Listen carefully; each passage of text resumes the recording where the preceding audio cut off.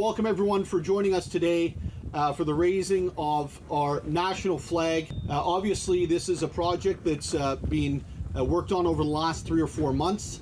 It's gone incredibly quickly. I think that as we look back a decade from now and 25 years from now, we'll realize the significance of this period in time. There is no world in which Canada becomes a 51st state for the US. We are a country that has defined our own borders. We're a country that has fought around the world for human rights and for the right of individuals and population to determine their own future, to regulate themselves. And the idea that that would be something that we would be okay giving up here in this country is just absurd. We love having businesses that believe in our community, contribute to our community, step up when they're asked, volunteer without anybody coming to them, doing business here. So to SkyDev, to Skyline, we couldn't be happier for you to be creating housing opportunities in the city of Barrie, but also contributing to our culture and what makes us a unique and wonderful place to live.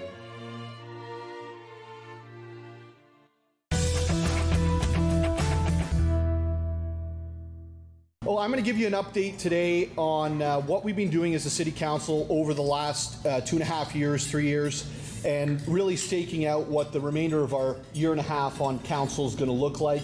We're putting our direction out for the 2026 budget that gets given to our public servants to come back with that budget for council. There's a lot of new things in there. One of the things we're going to be doing is reducing our capital surcharge, the infrastructure renewal fund, by 1%. So that'll be a reduction. We're also going to be creating a separate 1% to support intergovernmental affairs or intergovernmental projects. Those are things like healthcare centers and universities and colleges. And so there's a lot that's on the agenda today, but we're continuing in 2026 with the 0% operating increase, which is our 4th year in a row, and will mean that we've gone through a full term without a single % increase for the City of Barrie's operating budget. We're living within our means and we're investing in the community.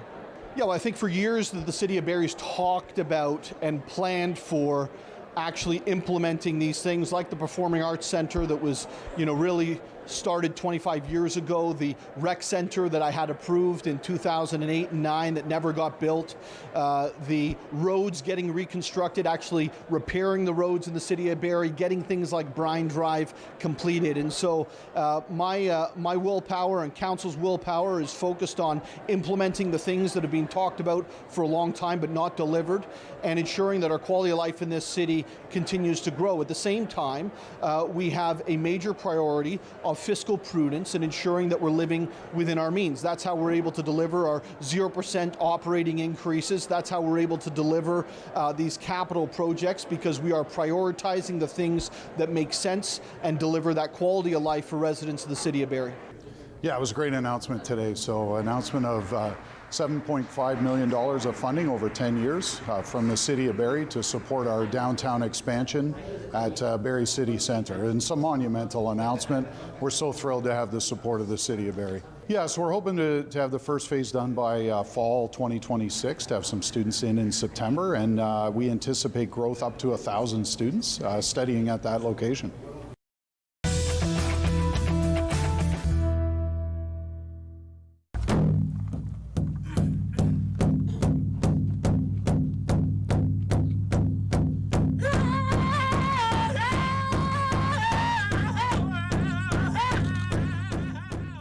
This is the most exciting day. For 20 plus years, a group of volunteers in partnership with the County of Simcoe and the 3 First Nation communities in the region set out to build an icon and a viewing platform to celebrate the region and create our collective history. And so everybody in the region now can come and identify in one of these 2 faces of the sculpture behind us. As an artist, I was contacted to assist the group's desire to create an icon to represent the region and this group's vision. A contest had been held to pick the icon for the site, and a portaging single figure was the winner.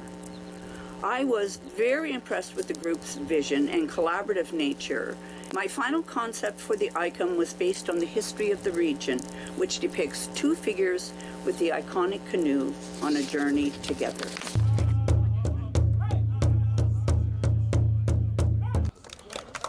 When Marlene Hilton Moore, who I'd met through the Heritage Committee in Springwater Township, was doing this incredible work in Ottawa, the Valiance Display, I said, we really need to meet and talk to Marlene. Marlene came on board, and her vision immediately was she saw these two cultures doing something that happened for thousands, hundreds of years for sure, and you know, just finding a way to support each other. And we were organically beginning to work together and really demonstrating, you know, truth and reconciliation organically before it happened. So she saw these two faces, these two cultures, and created this incredible monument. Then the elders of the Tri-Council got together and gifted us with this name, Wiidookdaadiwin, and so we then turned our name to Friends of Wiidookdaadiwin. We named the icon, and now we named the entire site. The name Wiidookdaadiwin means working together and helping one another in a Ojibwe, and I can't think of a better name for what this project represents. Welcome to Wiidookdaadiwin!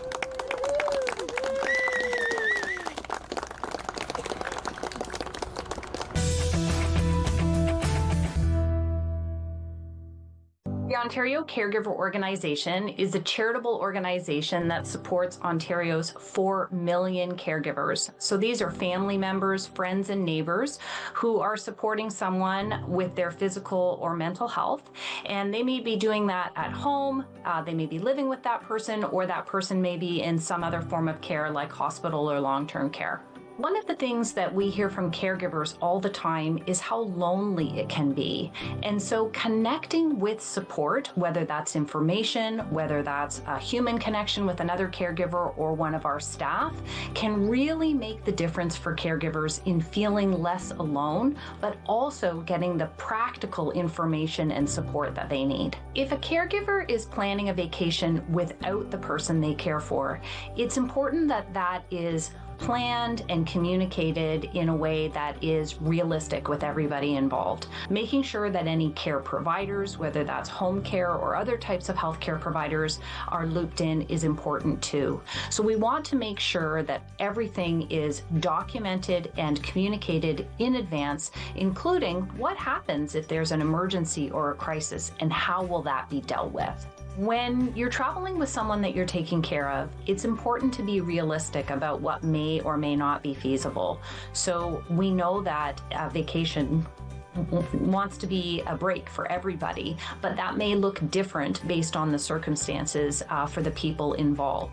I think the most important thing is around communication and planning and making sure that whether it's breaks for anybody involved, activities for anybody involved, that those are realistic and planned in advance. When we have conversations about vacation, it's important to look at what's happening now, what are the needs, and how can we make sure that everyone's needs are best met, both the caregiver and the care recipient.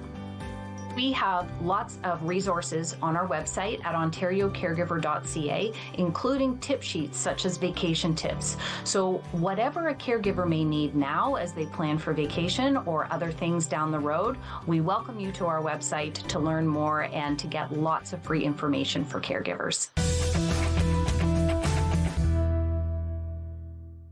Starting today, our government will begin accepting applications from municipalities, small businesses, not-for-profits, and Indigenous organizations for the first intake of applications through the Rural Ontario Development Program.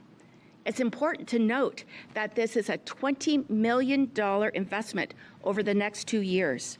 To support our vision for thriving rural communities, our ministry remains focused on advancing projects that create safe and strong rural communities, support business development and attraction, and also grow our rural workforce. Overall, the Rural Ontario Development Program offers more funding through more streams to make incredible investments that will generate significant return on the investment like we have right behind us throughout all of rural Ontario.